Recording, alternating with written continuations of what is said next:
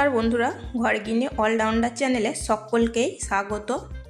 আজ আমি চলে এসেছি দুর্দান্ত স্বাদের একটা রেসিপি নিয়ে। এই রেসিপিটা গরম ভাতের সাথে খেতে খুবই ভালো লাগে। আজ বানাচ্ছি রুই মাছের তেল দিয়ে বেগুন, কাঁচা কলা, আলু, বড়ি এবং টমেটো দিয়ে চচ্চড়ি বা তরকারি। দেখো বন্ধুরা, আমি এখানে দুটো বেগুনকে লম্বা লম্বা করে কেটে নিয়েছি। দেখো, লম্বা করে কেটে নিয়েছি, একটু পাতলা পাতলা করে কেটে নিয়েছি। আর এখানে চারটে ছোট সাইজের আলু কেটে নিয়েছি। আলু আমি লম্বা করে কেটে নিয়েছি। একটা টমেটো কুচো করে কেটে নিয়েছি, কিছু বড়ি নিয়েছি। আর এখানে তিনটে কাঁচা কলা কেটে নিয়েছি, ভালো করে ছুলে জল দিয়ে ধুয়ে পরিষ্কার করে নিয়েছি। আর নিয়েছি রুই মাছের তেল। ওভেনে আমি কড়াই বসিয়ে দিয়েছি। কড়াইতে দিয়েছি 2 টেবিল চামচ মতো সর্ষের তেল। সর্ষের তেল খুব ভালো করে গরম করে নিয়ে এখন আমি বড়িগুলোকে দিয়ে ভেজে নেব। এই বড়িগুলো আমি বাজার থেকে কিনে এনেছি। তোমরা চাইলে ঘরে তৈরি করা বড়ি দিয়েও এই রান্নাটা করে ফেলতে পারো। বাড়িতে মুসুর ডাল কিংবা কলাইয়ের ডালের বড়ি তৈরি করলে সেই বড়িগুলো খেতে খুবই ভালো লাগে। তোমরা সেরকম বড়ি দিয়েও এই রান্নাটা করে নিতে পারো। বড়িগুলো আমার ভাজা হয়ে গেছে, বড়িগুলো নামিয়ে নিয়েছি। আর 1 টেবিল চামচ মতো সর্ষের তেল আমি অ্যাড করে নিয়েছি এবং তেলও আমি খুব ভালো করে গরম করে নিয়ে এখন আমি বেগুনগুলোকে দিয়ে বেগুনগুলো খুব ভালো করে ভেজে নেব। গ্যাসের ফ্লেমটা মিডিয়াম টু লোতে রাখবো। প্লিজ বন্ধুরা, ভিডিওটিকে স্কিপ না করে শুরু থেকে শেষ পর্যন্ত দেখার জন্য অনুরোধ রইল। বন্ধুরা, তোমরা কখনো মাছের তেল দিয়ে এরকমভাবে তরকারি বানিয়ে খেয়েছো? যদি খেয়ে থাকো তাহলে অবশ্যই কমেন্টের মাধ্যমে জানাবে। দেখো বন্ধুরা, বেগুনগুলো ভাজা হয়ে গেছে। এখন আমি দিয়ে দেব অল্প পরিমাণ নুন আর অল্প পরিমাণ হলুদ। নুন এবং হলুদ দিয়ে আবারও নাড়াচাড়া করে বেগুনগুলোকে একবার ভালো করে ভেজে নেব। বেগুন আমি খুব ভালো করে ভেজে নিয়েছি। এখন আমি বেগুনগুলোকে নামিয়ে নেব। বেগুন ভেজে নেওয়ার বাকি তেলটার মধ্যে রুই মাছের তেলটা দিয়ে একটু ভেজে নেব। রুই মাছের তেলটা ভাজার সময় আমি একটু দিয়ে দেব নুন আর একটু হলুদ। মাছের তেল একবারে তরকারির মধ্যে কাঁচা অবস্থায় না দিয়ে এরকমভাবে ভেজে নিয়ে দিলে মাছের তেলের মধ্যে যে আঁশটে গন্ধটা থাকে সেটা কিন্তু আর থাকে না, খেতেও খুবই ভালো হয়।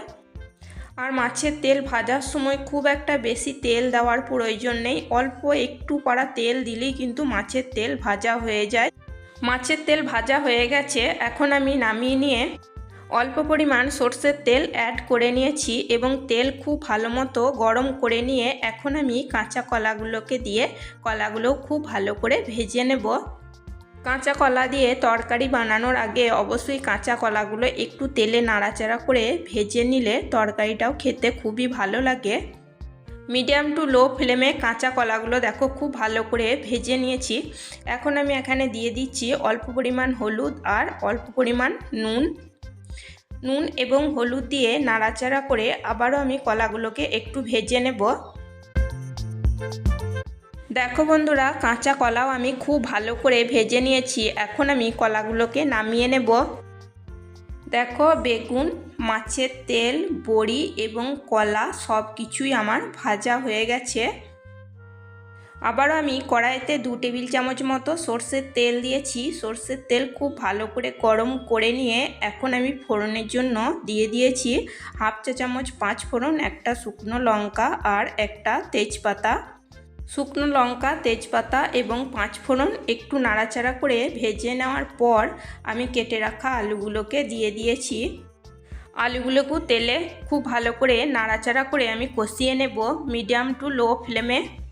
বন্ধুরা, আমার রেসিপি যদি তোমাদের ভালো লেগে থাকে তাহলে একটা লাইক করে দিও, সাবস্ক্রাইব করো, কমেন্ট করো এবং প্রচুর প্রচুর শেয়ার করে আমার পাশে থেকো। আলুগুলো আমি খুব ভালো করে কষিয়ে নিয়েছি। কষানোর ফলে আলু কিন্তু অনেকটাই নরম হয়ে গেছে। এখন আমি দিয়ে দিচ্ছি যে টমেটোটা কেটে রেখেছিলাম সেটা, আর দিয়ে দেব অল্প পরিমাণ লবণ। এর ফলে টমেটো খুব তাড়াতাড়ি নরম হয়ে যাবে। টমেটো নাড়াচাড়া করে খুব ভালো করে কষিয়ে নেব। টমেটো খুব ভালো করে নাড়াচাড়া করে কষিয়ে নিয়েছি। দেখো, টমেটো অনেকটা নরম হয়েও গেছে এবং গলেও গেছে। এখন আমি দিয়ে দিচ্ছি 1 চামচ ধনে জিরের গুঁড়ো আর 1 চামচ হলুদের গুঁড়ো।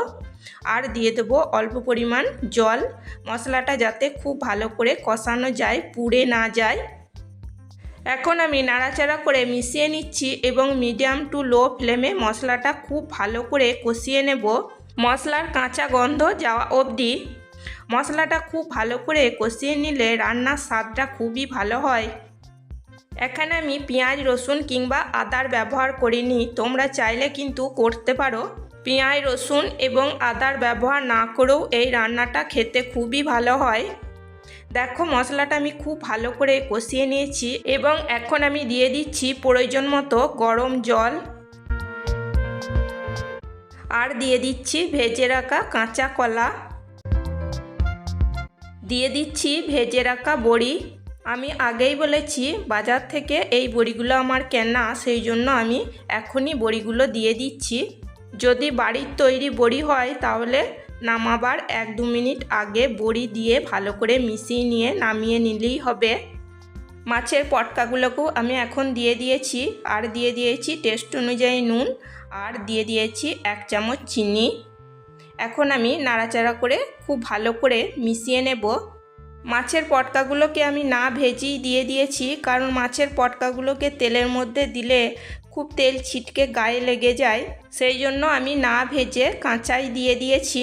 তোমরা মাছের পটকা যদি খেতে পছন্দ করো তাহলে দিও, না হলে এগুলো বাদ দিয়ে দিও। এখন আমি ঢাকা দিয়ে কিছুক্ষণের জন্য রান্না করে নেব। 3 থেকে 4 মিনিট মতো আমি মিডিয়াম ফ্লেমে ঢাকা দিয়ে রান্না করে নিয়েছি।